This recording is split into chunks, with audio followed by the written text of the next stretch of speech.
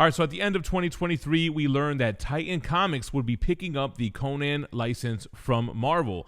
Marvel had been putting Conan in Avengers books, and they published about 20 omnibus editions, which many of them went out of print and are fetching pretty high prices on the aftermarket. We know that Titan has since published and is continuing to publish a Conan ongoing series, and they announced that they're going to be doing their own set of omnis. So Titan actually reached out to me and asked if I'd like to take a look at their Savage Sword of Conan and their Conan the Barbarian, and I admitted to them that I'm not the biggest Conan fan, but I do think viewers of the channel would like to see the Omni. So they sent the Savage Sword of Conan, which is in stores September 24th, and to my surprise, they basically recreated the Marvel Comics Omnibus, even included the classic red Marvel Omnibus logo at the top of the spine, but instead of Marvel, it says Titan Comics. So I thought that was actually really smart, because if somebody was collecting the volumes from Marvel and they missed out on a few here or there, they can pick up one of these and it will blend right in with the shelf. Of course, it'll be a little different here, but still pretty close, and everything looks extremely similar to the Marvel Omnis, which we'll take a look at during the overhead shots. Now, the Conan the Barbarian Omnibus comes out next month in October, along with Volume 2 and Volume 9 of Savage Sword of Conan. Those dates are always subject to change, but it looks like they're going to be cranking these out pretty fast, letting people fill in gaps or pick up on the Omnis if they missed out on them. With that being said, big thanks to Titan Comics for sending us an early look at this. Let's take some overhead shots, and I guess we might as well compare it to a Marvel Omni as well.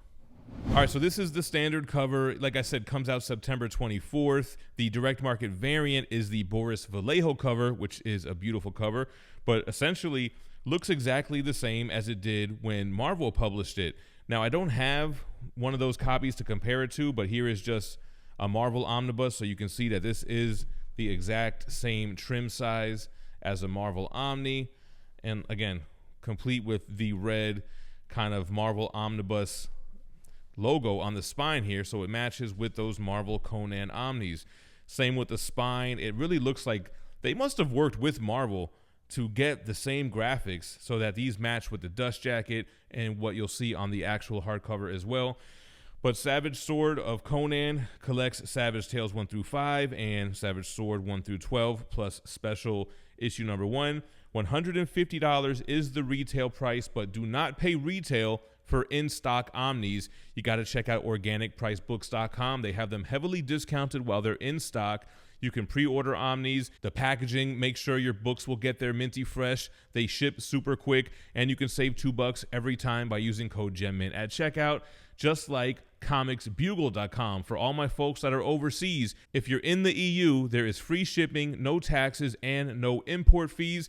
They also have great packaging. They use 100% recyclable material, and you can pre-order there as well. They don't charge you until the book is ready to ship, and you can also save $2 every time by using code GemMint. Let's take a look under the dust jacket of the Savage Sword of Conan. All right, so just like those Marvel Omnis, Conan at his most savage. So, comic book adventures of Robert E. Howard's iconic sword and sorcery hero, Conan the Barbarian. They were such a massive hit that readers demanded a second Conan title. So, Conan the Barbarian being the first one from Marvel Comics. So, this was a magazine, large style format, black and white book that is reprinted here in this Omni with creators like Roy Thomas and John Buscema, the great Barry Windsor Smith, Tim Conrad, Gil Kane, Walter Simonson, Jim Starlin. So a star-studded cast of creators. And even though I no longer own the Conan Omnis, I had a bunch of them. I think I had like 6 volumes of each. And I remember distinctly, this is exactly what they looked like, guys. Everything looks the same. Even this logo on the back with the blood splatter. And just like the dust jacket, it has that heroic signature Titan Comics on the spine. Now, this is something that I don't really remember being in the original. I can't recall if the cover pages had artwork like this, but this looks exactly the same. Here are the credits. You have, not your table of contents. I guess it's kind of just more credits. Here we have the table of contents. Pages are a little bit thin. I mean, it's pretty comparable to Marvel Comics. An introduction by Roy Thomas. Wow, he had a lot to say, man. People love Conan the Barbarian. This was just something that was before my time, and so was Silver Age and Bronze Age Marvel. But I don't know, I have a soft spot for that. I just honestly never got into Conan. I never watched any of the movies, not even the Arnold stuff. But I can appreciate the fandom here is super strong. The art is great. I remember flipping through these when we had the Marvel Omnis, and I was like, damn, I can see myself getting into it, but I just never took the time to do it. So if you were thinking about hunting down those Marvel Omnis, if you have some volumes and we're missing out on some that started selling for crazy prices on the aftermarket, Titan is giving you another chance here. You got the beautifully painted covers with the black and white interiors. Here is the cover for the dust jacket here for Savage Sword of Conan the Barbarian issue 1.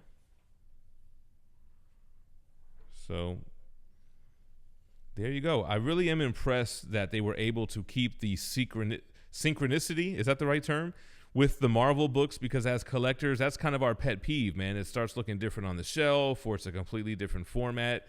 But Titan was able to produce these, reminds me of the Wolverine cover, almost identically. I mean, even the borders, all this stuff reminds me just like how the Marvel Omnis looked.